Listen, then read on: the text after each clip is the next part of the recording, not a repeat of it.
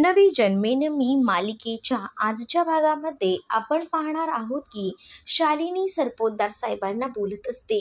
स्वानंदी आणि त्याचसोबत अर्जुन हे जर दोघंही जण नाही मिळाले ना तर बघा, आणि जेव्हा आपल्याला ते दोघंही जण भेटतील ना तेव्हा पहिल्यांदा या वॉर्डनला आणि त्याचसोबत त्या मणीला, त्याचबरोबर त्या स्वानंदीला इकडनं हाकलून द्यायचं.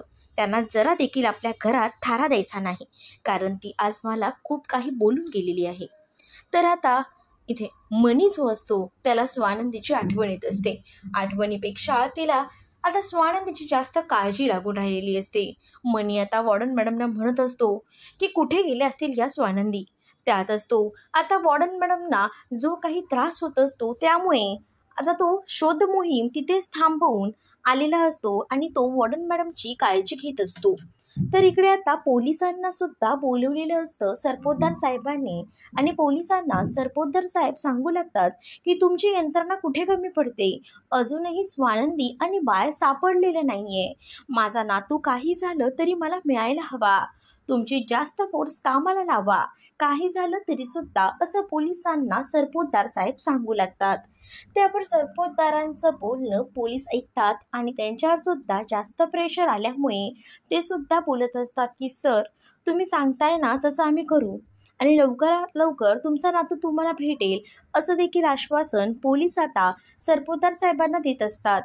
त्यानंतर आता पोलीस तिकडनं निघून गेल्यानंतर इकडे मात्र सुजितला सुद्धा सरपोतदार साहेब म्हणतात की तुमची शोध मोहीम कुठपर्यंत आली आहे, तुम्हाला सुद्धा आम्ही सांगितलं आहे, तुमच्या परीने सुद्धा तुम्ही कामाला लागा आणि लवकरात लवकर ते स्वानंदीला शोधा, असं आता सरपोतदार साहेबांनी सांगितल्यानंतर सुजित आता कामाला लागतो. तर मनीला खूप जास्त टेन्शन स्वानंदीचं आलेलं असतं आणि म्हणूनच मनी जो आहे तो देवाकडे प्रार्थना करत असतो आणि स्वानंदी जिथे कुठे असू दे पण ती व्यवस्थित असू दे, कारण ती जर सुजितच्या माणसांना सापडली तर स्वानंदीचं काही खरं नाही हे देखील त्याला माहिती असतं आणि स्वानंदीवर जर चुकीची वेळ येणार असेल तर ते सगळं काही माझ्यावर संकट येऊ दे, असं बोलून तो देवाच्या दिव्यासमोर हात ठेवतो आणि त्यावेळेला त्याचा हात भाजला जातो. तर आता वॉर्डन मॅडम त्याचा हात मागे घेतात आणि त्याला म्हणतात की हे सगळं तू काय करतोयस. तर इकडे आता स्वानंदी आपल्या बाळाला घेऊन देवळाच्या मागे जाऊन लपत असते. त्याच वेळेला ते मंदिर असतं आणि मंदिराच्या मागे तिने आता आपल्यासाठी जागा तयार केलेली असते. तिथे छोटीशी जागा असते, तिथे जाऊन ती बाळाला घेऊन बसते. बाळाला म्हणत असते की बाळा शांत राहायचं, हा रडायचं नाही, आई तुझ्या सोबत आहे ना, आणि बाळा तुला काही हवं आहे का, मला सांग, तुला थंडी वाजते का, थांब. आणि असं बोलून ती आता इकडे तिकडे पाहू लागते आणि आपल्या पदरातच त्या बाळाला ऊब देऊ लागते, कारण तिच्याकडे बाकी घरातून निघताना तिने काहीच घेतलेलं नसतं, ना बाळाचे कपडे ना स्वतःचे कपडे. त्यामुळे तिला आता तिच्या साडीच्या पदरानेच त्या बाळाला गुंडाळावं लागतं आणि त्याला ऊब द्यावी लागते. इकडे आता दोघंही जण शांतपणे बसलेले असतात. त्याच वेळेला आता स्वानंदी आपल्या बाळासाठी अंगाई गीतसुद्धा गाते. तिला आता खरं तर मणीचं आणि त्याचसोबत वॉर्डन मॅडमचं सुद्धा टेन्शन येत असतं. दुसऱ्या दिवशी सकाळी मणीची शोधाशोध आता सुरूच असते. मणी आता इकडे तिकडे ज्याला त्याला फोन करून स्वानंदीबद्दल विचारपूस करत असतो. स्वानंदी नेमकी कुठे गेली असेल, पण काही झालं तरी सुद्धा आता ती त्यांच्या हाती लागायला नको. मला माहिती आहेत, मी लहानपणापासून बघतोय या माणसांना, ही माणसं कशी आहेत ती, आणि त्यामुळे मला चांगलंच माहिती आहे या माणसांमुळे नक्कीच काहीतरी आपल्या स्वानंदीला होऊ शकतं. त्यामुळे ती नाही सापडली तर बरं होईल, असंच मी देवाकडे म्हणतोय. आणि त्यानंतर आता मनी सांगू लागतो की काही झालं तरी स्वानंदीचं रक्षण व्हायला हवं, यासाठी देवाकडे मी प्रार्थना करणार आहे. आजच देवीच्या मंदिरात मी जाणार आहे आणि देवीला प्रदक्षिणा घालून आता मी माझं म्हणणं तिच्यासमोर मांडणार आहे. हे सगळं काही बोलत असताना इथे मात्र वॉर्डन मॅडमला रडू येत असतं.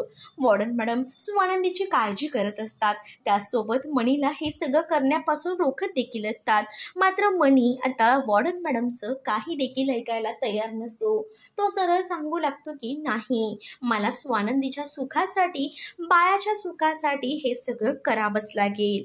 त्यासाठी मला स्वतःला काही करायला सुद्धा तयार आहे, पण माझे स्वानंदी आणि त्याचसोबत माझं बाळ हे सुरक्षित राहायला हवं, असं बोलून तो आता तिकडनं निघतो. पण त्याचा मोबाईल तो घरीच विसरलेला असतो. तर आता इथे वॉर्डन मॅडम सुद्धा त्याच्या मागोमाग जातात. तर इथे स्वानंदीला जाग येते. स्वानंदीला सकाळ झाल्यावर जाग येते. स्वानंदी इकडे तिकडे बघते. स्वानंदीच्या लक्षात येतं की आपण जास्त वेळ आता इथे राहायला नको, कारण जर जास्त वेळ आपण इथे राहिलो तर नक्कीच सुजित सरांची माणसं आपल्याला शोधत इथे सुद्धा येऊ शकतात. त्यामुळे आता ती तिकडनं जायचं ठरवत असते. परंतु आता तिच्या हे सुद्धा लक्षात येतं की मनीची सुद्धा तिला काळजी असते. मनीला आणि वॉर्डन मॅडमना कोणत्या लेवलला ही लोक त्रास देत असतील याची भीती सुद्धा तिला वाटत असते. आणि म्हणूनच ती आता मनीला कॉल करायला जाते. परंतु तिचा मोबाईल बंद झालेला असतो. त्यामुळे मनीला तिला काही कॉल करता येत नाही. ती आता विचार करते, पण मनी सरांना तर कॉन्टॅक्ट करावा लागेल. म्हणूनच ती आता बाळाला खाली ठेवते आणि आजूबाजूला पाहते की कोणी आहे का. तर तिथे 2 मुलं उभी असतात. त्यातल्या एका मुलांना हाक मारते आणि दादा प्लीज जरा मला तुमचा मोबाईल द्याल का. तिने आता डोक्यावर पदर घेतलेला असतो आणि स्वतःचं तोंड सुद्धा ती लपवत असते, कारण जर तिला कोणीही पाहिलं तर नक्कीच सरपोतदारांना ही खबर जाईल की स्वानंदी इथे आहे. म्हणून ती डोक्यावर पदर घेते, तोंड सुद्धा लपवते आणि त्या मुलाकडनं मोबाईल मागते. तो मुलगा देखील आता तिला मोबाईल देतो आणि त्यानंतर आता ती कॉल करू लागते. परंतु मनी कॉल करत असतानाही तो रिसीव्ह करत नाही, कारण मनीचा मोबाईल तर मनी घरातच विसरलेला असतो. इथे स्वानंदी त्याला कंटिन्यू 2-3दा कॉल करते, परंतु मनी काही कॉल रिसीव्ह करत नाही, कारण मनी तर मोबाईल घरीच ठेवून आलेला असतो. तर आता जो मनी असतो तो आता देवळाच्या भोवती पूर्ण प्रदक्षिणा घालत असतो. वॉर्डन मॅडम त्याला सांगत असतात की मनी थांब, दगडं आहेत रस्त्यावर, ती दगडं तुला लागतायत. पण आता कुठे मणी थांबतोय. मणी काही ऐकायला तयार नसतो. मणी आता फक्त चालत राहतो. तर इकडे सारखी स्वानंदी कॉल करत असते, परंतु मणी काही कॉल रिसीव्ह करत नाही. म्हणून स्वानंदीला टेन्शन येतं. स्वानंदी विचार करते की मणी सर नेमके गेले तरी कुठे असतील, का बरं कॉल रिसीव्ह करत नाहीये. इथे वॉर्डन मॅडम विनवण्या करत असतात आणि मणीला म्हणत असतात मणी आता हे सगळं थांबव. पण मणी कसलं ऐकतोय. मणीला तर स्वानंदीसाठी हे सगळं करावंच लागत असतं. तो आता देवीसाठी प्रार्थना करत असतो. तर इथे आता स्वानंदी तो मोबाईल कट करते आणि आता त्या मुलाच्या हातात देत म्हणत असते की ते फोन रिसीव्ह नाही करत आहेत. चालेल, थँक्यू हा तुम्ही मला मोबाईल दिलात. आणि असं बोलून ती आता पदर आड करूनच तिकडनं जायला निघते. तर त्या मुलाचं लक्ष स्वानंदीकडे असतं. त्याला कुठेतरी वाटतं की काहीतरी संशय आहे, म्हणूनच तो स्वानंदीच्या पाठी जातो. स्वानंदी आता बाळाशी बोलत असते. त्याला आवाज येतो स्वानंदीचा की कोणाशी तरी बोलते. त्यावर ती बाळ हातात घेते आणि बाळाला शांत करत असते. त्याच वेळेला तिच्या डोक्यावरचा पदर थोडासा बाजूला होतो आणि तो मुलगा ती पाहतो. त्यावर त्याच्या लक्षात येतं की सरपोतदार साहेब याच तर मुलीला शोधत आहेत आणि तिच्याकडे बाळसुद्धा आहे. आणि त्याच मुलाला आणि या बाईला शोधण्यासाठी सरपोतदार साहेबांनी बक्षीस ठेवलंय. मग नक्कीच मला हे बक्षीस मिळेल. मग मी आता लवकरच साहेबांना फोन करून सांगतो की या मंदिरात ही मुलगी आहे ते. असं बोलून तो लगेचच आता त्या मंदिरातनं बाहेर पडत असतो. तर इकडे मनी पूर्ण प्रदक्षिणा घालत असतो. वॉर्डन मॅडमचं इतकं बोलून सुद्धा मनी काही थांबायला तयार नसतो. मनीच्या प्रदक्षिणा या सुरूच असतात. तर आता तो मुलगा मंदिराच्या पायथ्याशी येतो. लगेच सुजितला कॉल करतो आणि सुजितला सांगतो की तुम्ही ज्या मुलीला आणि बाळाला शोधताय ते दोघंही जण मला सापडले आहेत आणि ते आदर्शनगर येथे एका मंदिरामध्ये दोघंही जण आहेत. मी त्या दोघांनाही पाहिलेलं आहे. त्यावर सुजितला हे ऐकून खूप जास्त आनंद होतो. तर सुजित त्यांना म्हणत असतो की तुला जे बक्षीस पाहिजे ते मिळेल. तर तो मुलगा म्हणतो नक्कीच ना, मला बक्षीस मिळेल ना, तुम्ही सांगितले त्याप्रमाणे. सुजित म्हणत असतो अरे तुझ्यावर तर पैशांचा पाऊस टाकेल आहे, फक्त माझ्या हातात ती येऊ दे. बघ मग तुला हवं ते दे, मला फक्त प्रॉपर ॲड्रेस सांग. तर आता तो मुलगा तिकडचा ॲड्रेससुद्धा सांगतो. तर आता लगेचच खुश होऊन फोन आता सुजित ठेवतो. तर तो मुलगासुद्धा खुश झालेला असतो, कारण त्याला या निमित्ताने पैसे भेटणार असतात. स्वानंदी बिचारी आपल्या बाळाला घेऊन आता तिकडनं सटकायचं ठरवते, कारण बराच वेळ जर तिथे बसली ती तर नक्कीच तिला कोणीतरी शोधू शकतं. आणि सुजित आणि त्याची माणसं तिला माहिती असतात कोणत्या लेवलचे आहेत ती. तर इथे आता प्रदक्षिणा मारत मारत भर उन्हामध्ये सुद्धा तो थकलेला नसतो. वॉर्डन मॅडम बिचाऱ्या त्याच्या मागे मागे धावपळ करत असतात. बिचाऱ्या त्या मणीला समजवतात पण मणी काही ऐकत नाही. सुजित आता खुश असतो. तेवढ्यातच शालिनी तिथे येते. शालिनी सुजितला विचारते, सुजित काही स्वानंदीचा पत्ता लागलाय का, सांग ना. सुजित आता खुश होतो आणि म्हणतो की हो, स्वानंदीचा आणि अर्जुनचा पत्ता लागलेला आहे. लवकरच आता अर्जुन आपल्या घरात असेल.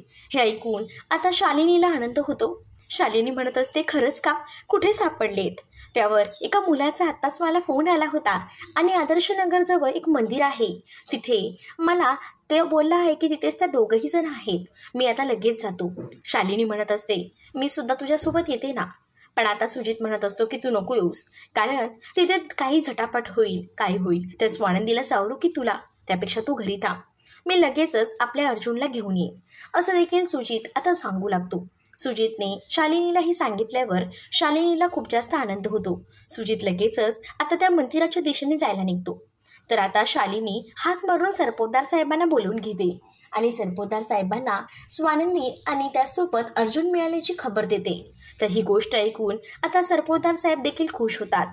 सरपोतदार म्हणतात की एकदा का अर्जुन आपल्या हातात आला ना का बस झालं, मग यांचा काय सोक्षमोक्ष लावायचा ना ते मी बघतोस. तर आता शालिनी म्हणत असते की त्यांना आता आपल्या घरात सुद्धा उभं करायचं नाही, काही झालं तरी सुद्धा. तर इकडे आता वॉर्डन मॅडम आणि मनी हे दोघंही जण मंदिरामध्ये पुन्हा एकदा आलेली असतात. मंदिराच्या पायऱ्या ते चढत असतात. आता हे सगळं त्रास त्याला होत असतो तरीसुद्धा त्याला हे पूर्ण करायचं असतंच. आणि त्यावेळेला आता इथे स्वानंदीचं सुद्धा ठरलेलं असतं की नाही, आता थांबायचं नाही, इथे आता खूप झालं, इकडनं लवकरात लवकर निघायला हवं. त्यामुळे आता ती देवीकडे पाहते. लगेचच आता ती देवीचा आशीर्वाद घेते, आपल्या बाळाला हातात नीट घेते आणि त्यानंतर ती आता हळूच उठते, देवीचा आशीर्वाद घेते, देवाकडे पाया पडते. पुढे मला वळ दे, मला काही झालं तरी आता त्या सुजितच्या किंवा सरपोतदार साहेबांच्या हाती लागायचं नाही, असं ती म्हणत असते. आणि हळूच आपल्या डोक्यावरनं पदर घेऊन ती आता पायथ्याशी येत असते. त्याच वेळेला आता त्याच मंदिरात मनी आणि त्याचसोबत मॅडमसुद्धा असतात. आणि ते आता प्रदक्षिणा घालत असताना त्याच्या लक्षात येतं तो कुठेतरी जिथे स्वानंदी थांबलेली असते ना तिथे थांबतो. वॉर्डन मॅडम म्हणतात, काय झालं आहे मनी. मनी म्हणतो काहीच नाही. त्याला आता कुठेतरी स्वानंदीचा भास होऊ लागतो. तर आता दोघंही जण ते आता मंदिराच्या समोरच्या दिशेला येतात. आता स्वानंदी जेव्हा चाललेली असते तेव्हा स्वानंदी खाली पाहते तर काय, तिथे आता सुजितची गाडी आलेली असते आणि सुजितसोबत 2 माणसं देखील असतात. त्यामुळे आता स्वानंदी घाबरते. स्वानंदी असा पळ काढते ना की डायरेक्टच ती मंदिरात जाते आणि देवीचा गाभाऱ्यात देवीच्या मागे म्हणजेच मूर्ती जिथे असते तिथे जाऊन ती आता बसलेली असते. त्याच आता देवीच्या मंदिरामध्ये देवीकडे प्रार्थना करायला आता मनी आणि त्याचसोबत वॉर्डन मॅडम पोचलेले असतात. मनी आता देवी आईला म्हणत असतो, देवी आई, मी काय केलं आहे की ज्याची शिक्षा तू मला देतेस. स्वानंदीवर माझं मनापासून प्रेम आहे आणि तिचं बाळावर, ती बाळाला मनापासून जपायचा प्रयत्न करते. ती कुठे गेली, काय गेली मला खरंच माहीत नाही देवी, पण देवी आई तुझ्यावर तिची खूप जास्त श्रद्धा आहे. प्लीज काही झालं तरी तिचं रक्षण कर, कारण सरपोतदार साहेब आणि त्याचसोबत सुजित यांची माणसं तिला शोधतायत. त्यानंतर ती भेटल्यावर तिचं काय होईल ह्याची मी अपेक्षाही करू शकत नाही. आणि म्हणूनच मी तुझ्याकडे विनवणी करतोय देवी आई, मला काही झालं तरी स्वानंदीची भेट घडवून दे. स्वानंदीला मला भेटायचं आहे, बिचारीला या संकटातून मला वाचवायचं आहे, पण मला ती भेटत नाही आहे. मी तुझ्याकडे प्रार्थना करतोय देवी आई, प्लीज. ह्या सगळ्यामध्ये स्वानंदीची आणि बाळाची काहीच चूक नाही आहे, उगाचच या सगळ्यामध्ये ते अडकले जातील. स्वानंदीला आता हे सगळं ऐकूनच खूप जास्त वाईट वाटतं. तिला मनीबद्दल जास्त त्रास होऊ लागतो. ती विचार करते की बिचारे ह्यांना किती त्रास होतोय, मी घरातून निघाली तर. त्यामुळे ती आता ठरवते की काही झालं तरी मनीला भेटायचं. आता मनी आणि वॉर्डन मॅडम तिकडनं जात असताना स्वानंदी मनी सरांना हाक मारते. मनी सरांना तिने हाक मारल्याबरोबर मनी मागे वळून पाहतो. मणीला तर धक्काच बसतो, कारण ज्या देवीच्या गाभाऱ्यात उभं राहून तो देवीला म्हणत होता त्याच गाभाऱ्यात आता त्याला चक्क स्वानंदी दिसते. त्यामुळे तो खूप जास्त खुश होतो. पण पुढील भागात आपल्याला पाहायला मिळतं की आता तिथे सुजित आलेला असतो. तर काही गुंडांनी आता आपल्या मणीला सुद्धा पकडलेलं असतं आणि त्याच वेळेला आता स्वानंदी आपल्या बाळासाठी लढत असते आणि जळतं लाकूड हातात घेऊन आता ती सुजितला म्हणत असते की जरा जरी पुढे आलात ना तर लक्षात ठेवा तुमची मी काय अवस्था करून ठेवेन ते. आणि असं बोलून जळतं लाकूड त्याच्या अंगावर मारत असते. सुजित म्हणत असतो स्वानंदी थांबा, शांत बस. परंतु आता स्वानंदी कसली ऐकते. तर त्यानंतर स्वानंदी आणि त्याचसोबत वॉर्डन मॅडम आणि आपला मणी हे तिघही जण पळत असतात. पण त्याच वेळेला त्या पायथ्याशी सरपोतदार सरांची गाडी येते. सरपोतदार साहेब गाडी घेऊन उभे राहतात आणि त्याच वेळेला आता स्वानंदी आपल्या बाळाला जपत असते. आता वॉर्डन मॅडम मनीसाठी, स्वानंदीसाठी आणि बाळासाठी काय स्टँड घेतील हे पाहणं इंटरेस्टिंग असणार आहे. चॅनलला सबस्क्राईब नक्कीच करा.